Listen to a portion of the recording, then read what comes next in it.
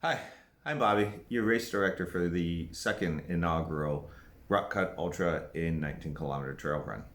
Last year, due to COVID, we decided to do the race pre-race briefing virtually and are continuing with the tradition this year.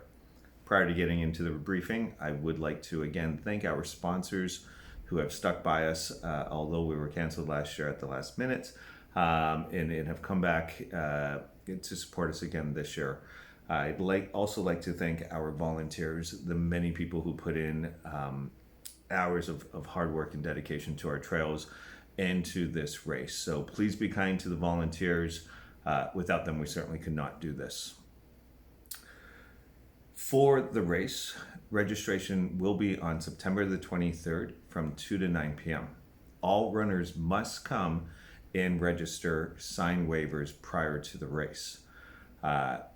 On that day, September 23rd, it will be at 34 Main Street, which is Rock Adventures, our kayaking company here in Twillingate. We're on the harbor with all the kayaks out front, so we're hard to miss. Again, 2 to 9 p.m. on September 23rd. If for some reason you can't make that time, you'll have to contact us at kayak@rockadventures.ca. Let us know that you can't make it, but you will be here, and we will make arrangements for a morning pickup of your swag and waiver signing. The race start will be 7:17 a.m. for both the Rockcut 66 and the 19. Race start is in Snellen's Cove. When you come into Twillingate, into the main town, you come to a T, and at that T you go left. You follow around to the Twillingate Museum. It's a large sign that says the museum's off to your left. In Snellen's Cove, if you take that left, it goes up. That road has the Wooden Boat Museum, the Twillingate Museum, St. Peter's Church in one house. There is a small parking lot there. But you will want to park somewhere else. But for now, you take that road, it turns into a gravel road. You follow that gravel road in and around to the start line. At the very end of the road, prior to the start line, will be our check-in on the day of the race. So you register the day before, you sign your waivers. On the morning of, between 6:30 and 7:15, you have to then sign in for the race, so we know who's out on the trails, and know all of the moving pieces of that day. So there are 2 registration check-ins, day before, day of. Parking, as I'd mentioned, is limited at the race start because we're back in an open field or on a beach off of a gravel road. There's not much parking back there. There will be some parking at the Twillingate Museum, Wooden Bowl Museum parking lot for the true early birds. There are multiple businesses in the core of town that you could park at, as well as town rest stops, and our 2 schools are just on the other side of town, less than, I would say, half a kilometer to the start line. So you could park at the schools, walk on up, and check in and be ready for the start. We will have bathrooms. The Wooden Boat Museum has agreed to open their space for us on race day. They will be open for that 6:30 hour, and we will also have a couple of porta potties at the start line. Not a lot for 160 runners, so please try to use the bathroom before you come. I know we get pre-race jitters, and you have to get that last pee in or whatever. But so there will be some bathrooms there. Just be a little bit patient. We're doing all we can for you. Also, if it's a cool morning, which we can expect here in New Flyn on September 24th, and you want to wear an old sweater to the start line to stay warm prior to start, we will have 2 donation boxes or a couple of donation boxes, whereas once you start, you can take your sweater off, throw it into the box, and all sweaters collected that day will be donated locally. For those running the Ultra, we do have drop bags. It will be left at the French Beach Water Food Station, which is approximately 30K into the run. Your drop bags can be left at the registration the day before, September 23rd. We will keep the bags at the kayak shack until your approximate time to be at the 30K station. So it will also be the 60K station. So it's actually a two bag drop station. So if you want to leave anything specific, change of socks, shoes, etc., you can most certainly do that. Again, this is just for the ultra runners. There will be water stations approximately every 5K. So at the 5K, at close to the 9K, 15 or 16K, and then the 20, 25, 30, whatever.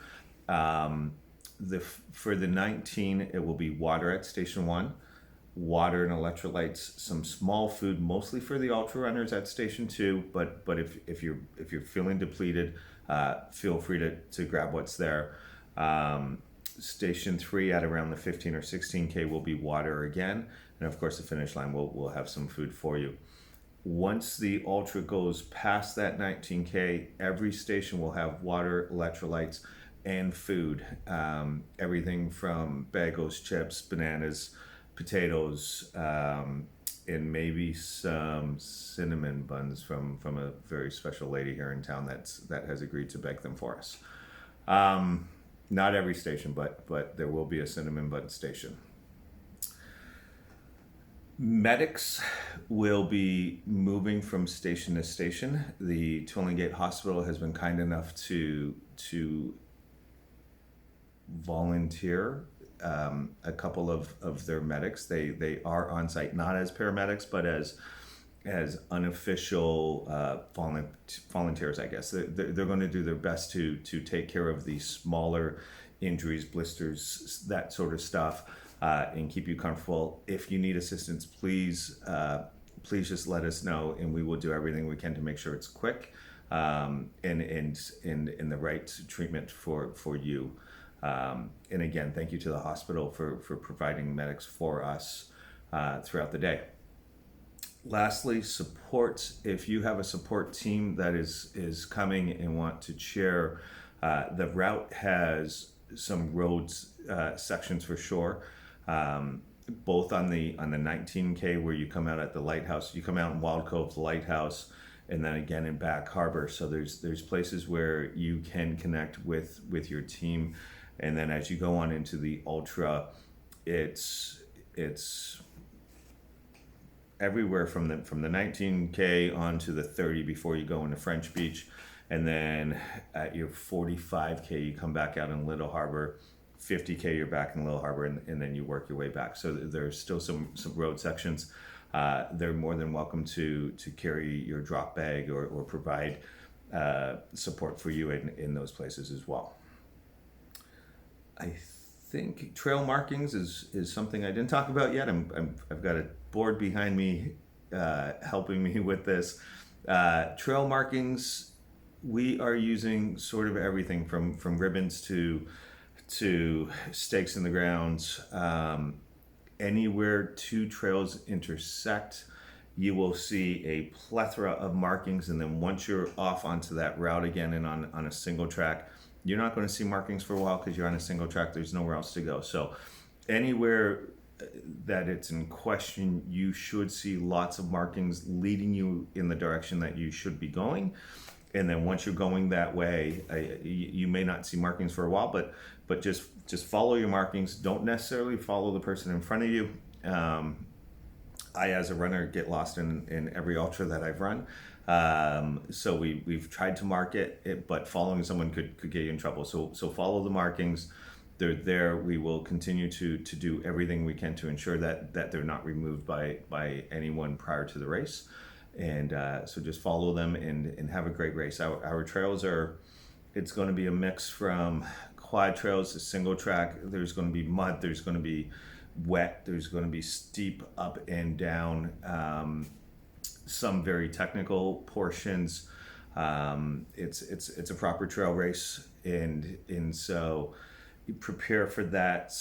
Slow down when you have to, and I hope everyone has a safe and awesome day on September 24th. We're looking forward to, again, our second inaugural race and making it happen this year. We'll see you all then. Thank you.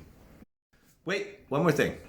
For those of you coming to win the race, we do have awards for the first, second, and third place, male and female, for the 19K and 66 kilometer. We have awards. We will have two separate award ceremonies. We'll have a 19K award ceremony earlier in the day for those people who are looking to leave town and get home. Although we hope you stay. We hope all of the runners get to enjoy a weekend in Twillingate. For the 66K, obviously, is going to finish much later in the day. Our award ceremony will be later in the evening.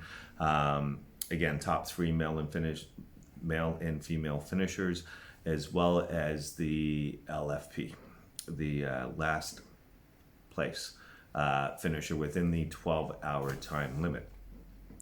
We are just finalizing where we're going to have these awards, and we will update you once all of that is finalized.